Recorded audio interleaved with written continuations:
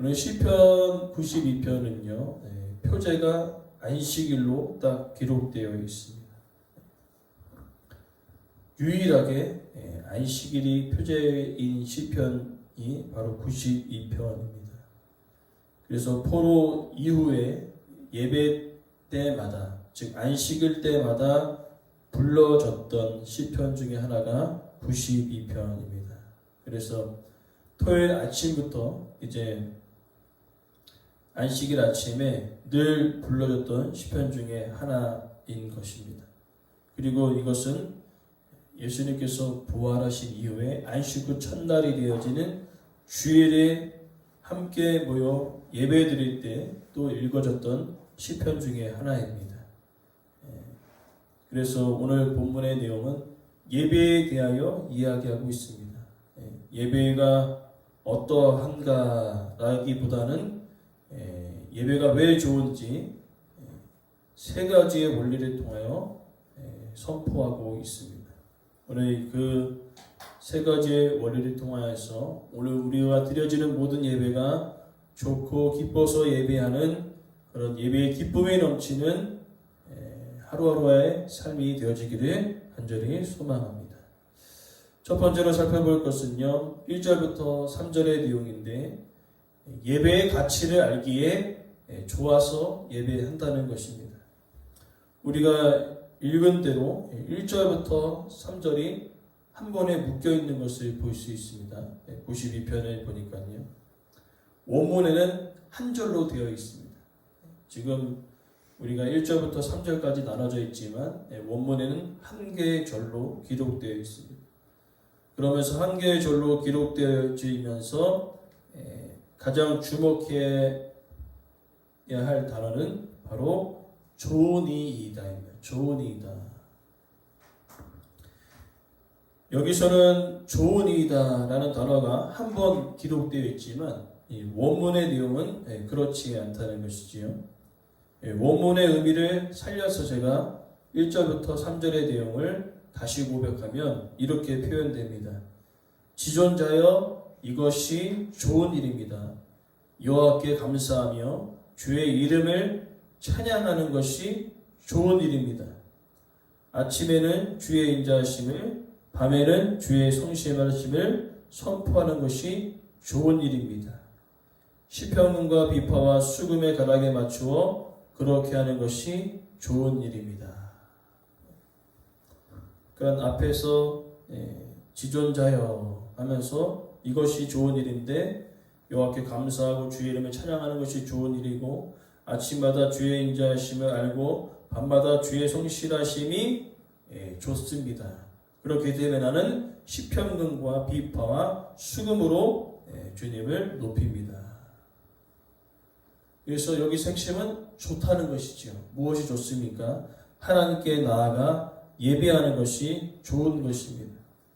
특별히 여기 좋다는 그 의미는 하나님께서 천지 창조를 하셨을 때 보시기에 심히 좋았더라. 그 의미를 쓰고 있는 히브리어 토브를 쓰고 있습니다.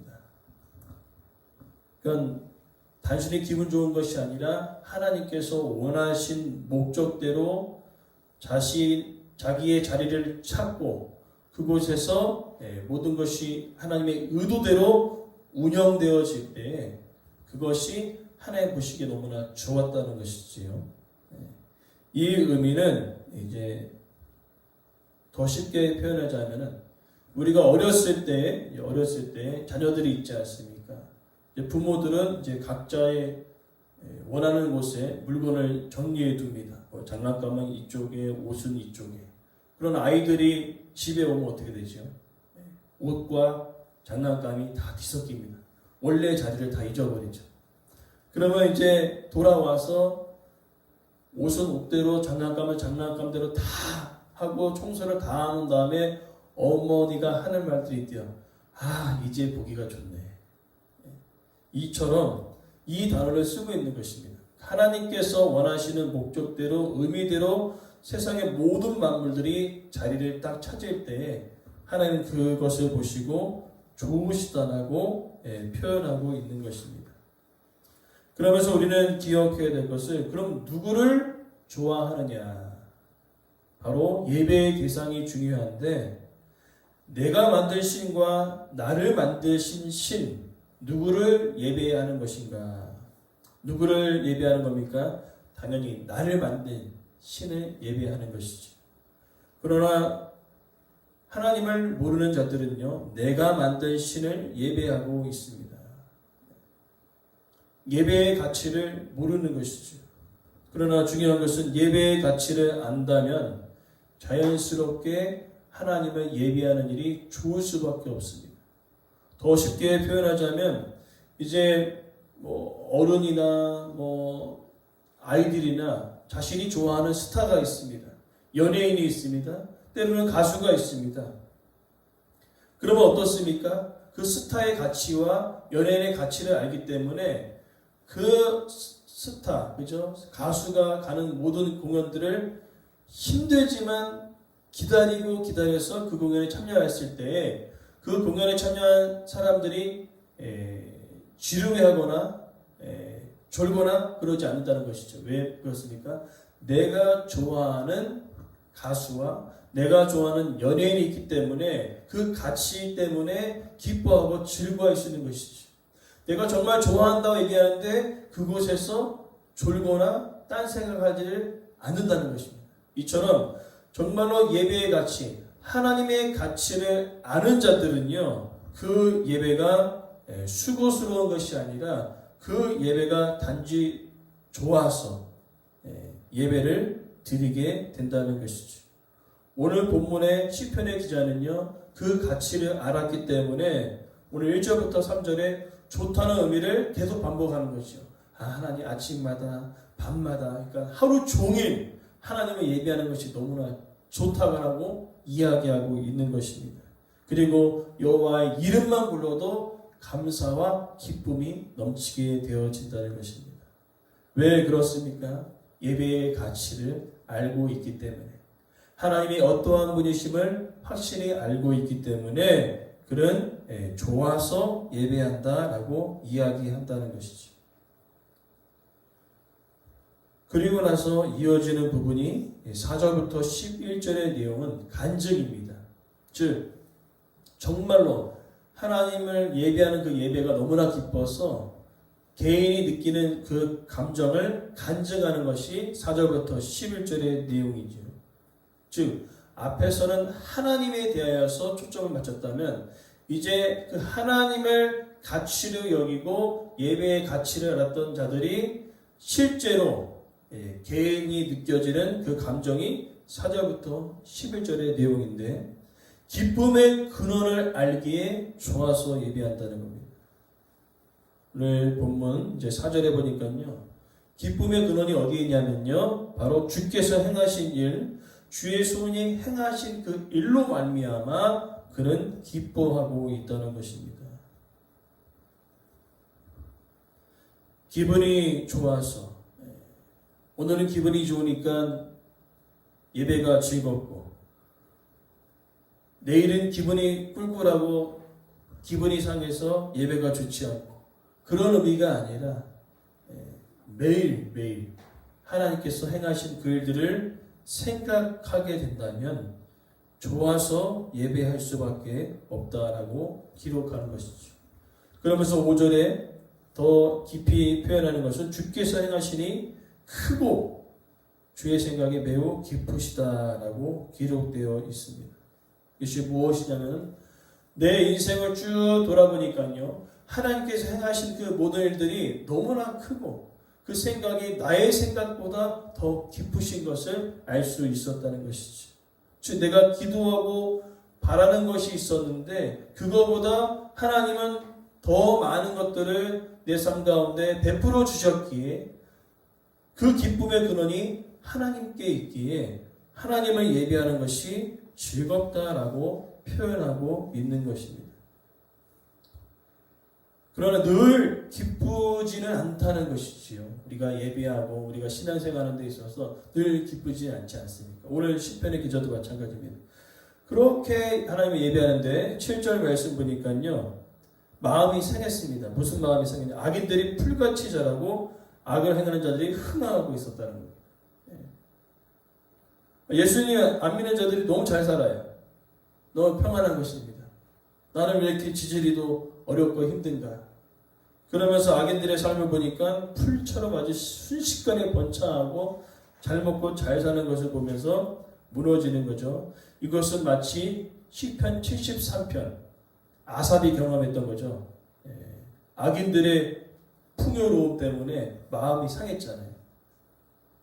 오늘 시편의 기자도 즐겁게 하나님은 날마다 예배하다가 갑자기 마음이 상했습니다. 왜 그렇습니까? 그의 눈이 세상을 바라보고 있었기 때문입니다. 하나님을 향하였던 그 눈이 세상으로 향하자마자 바로 마음이 상한 것이죠. 그러나 중요한 원리를 이 시편의 기자는 깨달아 알았습니다. 그렇게 흥황했는데 갑자기 영원히 멸망하는 것입니다. 잘 먹고 잘 살 줄 알았더니 갑자기 폭망하는 거죠. 그것을 그가 보게 되어진 겁니다.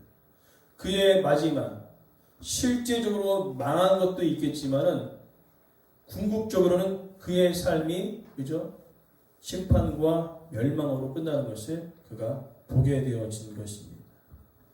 그래서 다시 한번 그가 고백하는 것이 8절의 말씀인데 주는 영원토록 지존하십니다. 지존하시다는 것은 우리가 어제 살펴본 대로 하나님의 주권, 섭리, 하나님께서 악인들이 풀처럼 잘 흥하는 것 같지만 그들의 마지막이 심판이고 멸망인 것을 알기에 하나님의 주권과 섭리, 즉 나를 향하신 그 놀라운 그 일들을 나는 알기에 다시 한번 좋아서 하나님을 예배합니다라고 고백하고 있는 것을 볼 수 있습니다. 그 이야기를 9절에서 다시 한번 반복하는데 원수들은 패망하고 주의 원수들이 패망한다. 연속적으로 반복되어지고 있습니다. 그 다음에 다 흩어진다. 패망하고 흩어진다는 그 의미는 같은 의미죠. 그들의 결국은요, 아무리 세상에서 잘나는 것 같지만 그들의 결국은 패망이에요. 흩어지고 없어지는 인생이 되어질 것이라 이야기하고 있습니다. 그러면서 중요한 표현이 10절 그러나예요.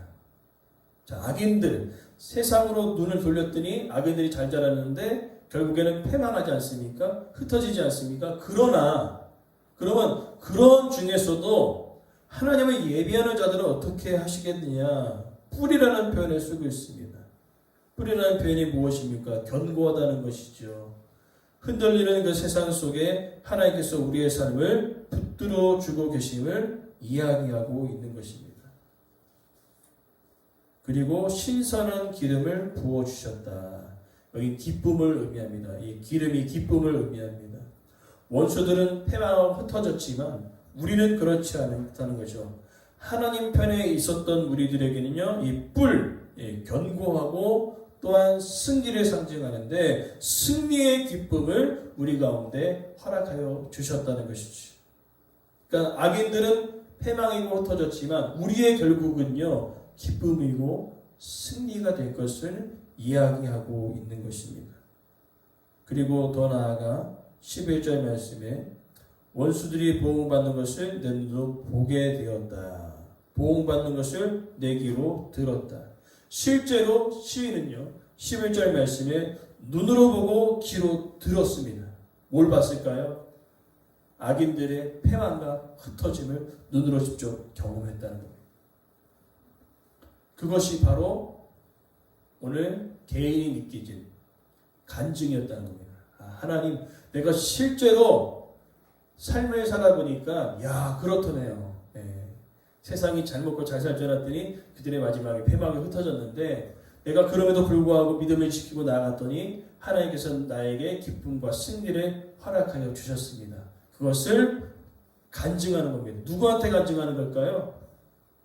예배드리러 온 사람들에게 간증하는 거죠. 우리가 뉴스나 아니면 기독교 TV를 보다 보면 누군가 간증하는 소리를 듣지 않습니까? 하나님께서 이렇게 어렵고 힘든 그 상황 속에서 하나님께서 내 삶을 이끌어 가시고 인도하셨습니다 라고 고백하는 그 간증을 들어보는데 오늘 본문의 내용도 간증이라는 겁니다. 하나님, 내가 이렇게 예배가 좋아서 살아가다 보니까 때로는 세상으로 눈을 돌렸더니 잘 먹고 잘 살 줄 알았더니 그들의 결국은 패망에 흩어졌으나 그러나 내가 그럼에도 불구하고 믿음을 지켰더니 내 안에 기쁨과 승리를 하나님께서 허락하여 주셨습니다.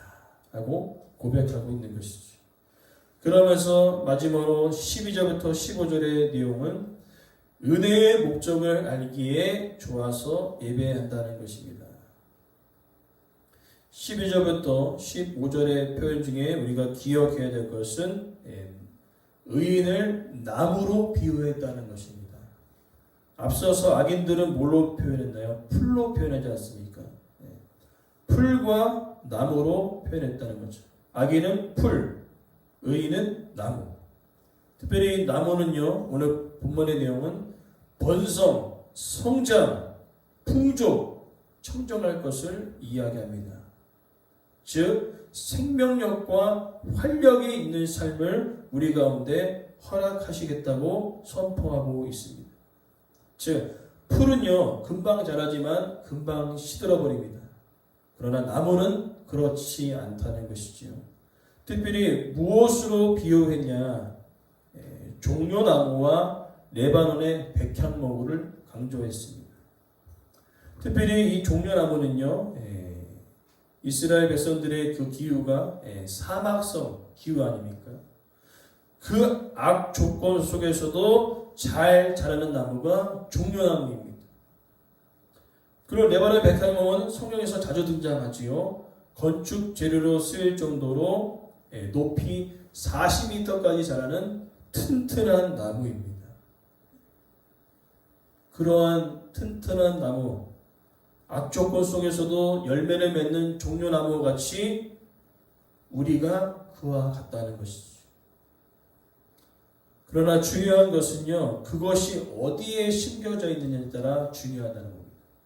아무리 튼튼하고 아무리 사막성 기후에서 살아갈지라도 그곳에 주변에 물이 없으면 어떻게 될까요? 물이 없으면 자라나지 않죠. 특별히 시편 1편에는 그것을 시냇가에 심기운 나무라 얘기했습니다. 근데 오늘은요 더 놀라운 표현을 13절에 이야기합니다. 어디에 심겨졌습니까? 여호와의 집, 하나님의 뜰 아래 심겨졌습니다. 이것은 무엇입니까?